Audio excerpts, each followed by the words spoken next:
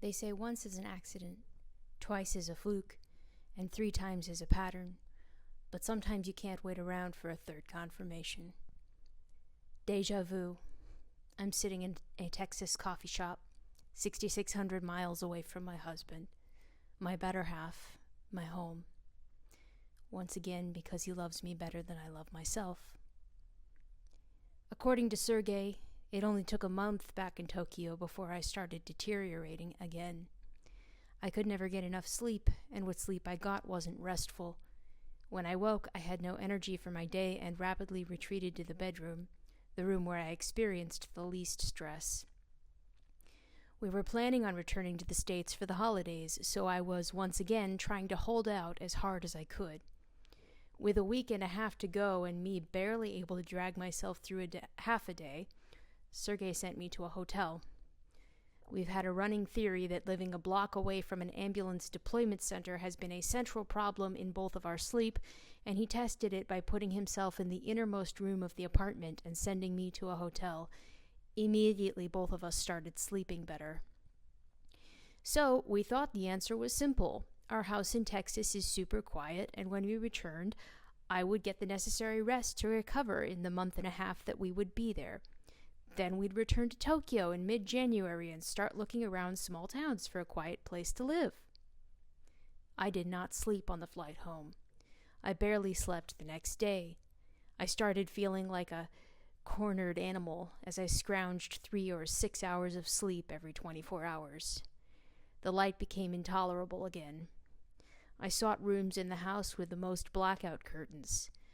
I slept alone in the guest room because I needed to control the environment perfectly. Darkness, lit candle, gentle music. Swathed in a huge sleep hoodie and fuzzy pajamas for most of the day, I would lay in bed under layers of quilts and a heating pad, gaming on the Switch. I needed people, but even conversations I relished left my system screaming afterward from the effort. The first week and a half was spent fighting to get from fragment of sleep to fragment of sleep. I was constantly racked by guilt, insecurity, despair, and anxiety. None of these states were my usual food-triggered weird fits. This situation, much to my dismay, was either something else entirely or something related but broader.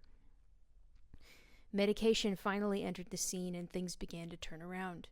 I was prescribed hydroxyzine, a very weak anti-anxiety pill that gave me a nightly window where my racing thoughts stopped and a light sedating effect welcomed my burning brain into a gentle, cool sleep. Now, in my mind, getting a couple of really good nights of sleep is supposed to fix everything, but apparently the human body doesn't work that way. There's this concept called sleep debt, and if you're not sure what that is, imagine your student loans. You don't pay those off in 2 nights. As December crawled forward and I bounced around between a telehealth doctor, psychiatrist, and deliverance minister, I was still sick. And sick in such a way that it is very hard to describe it to someone who doesn't see me and my energy fluctuations and unusual crying spells day in and day out. On a good day, I had 50% of the energy I used to have to get things done in a day. After that, a deep, buzzing fatigue would hit my bones like a truck T-boning a car, alerting me that I was spent. On a bad day, I only left the bedroom to eat, shower, and use the bathroom.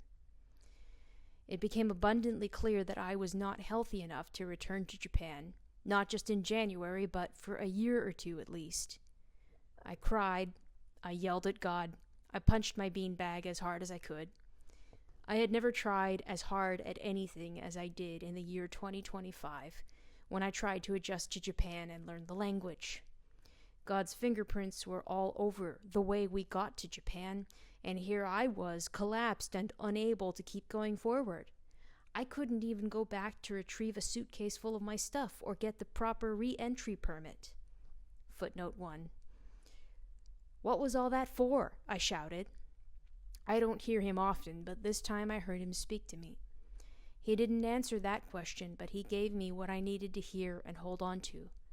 An answer that fed my soul in a way I am not capable of doing for myself. On January 16th, Sergey left for Tokyo. His mission is to pack up our apartment, move it into storage, and close down all accounts and obligations there. He'll travel to a couple of small towns to get a feel for where we might want to try living in the future. But for now, as far as we know, the Japan experiment is over. There are many pieces to what I'm learning in this time period. They can't all be captured in one post. The whole picture will have to be gleaned from the next several posts. However, the primary thing circles around something that happened when I went to deliverance ministry last month. Sergey and I had already worked through deliverance principles that we'd learned by reading Defeating Dark Angels, but each of us had an issue that we couldn't help the other budge. Mine was my health, which always skirted the edge of possibly being a spiritual issue, just enough to make us unsure. Footnote 2. So we went to the people that the author of the book had left his ministry to.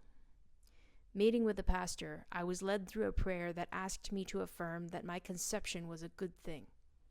Deep inside, I recoiled from affirming something that I honestly did not believe, and I groaned. I thought I was past this. I thought I didn't hate myself this much anymore. But, as the pastor explained, this wasn't about what I felt. It was about affirming the truth by my will alongside Jesus, so I did.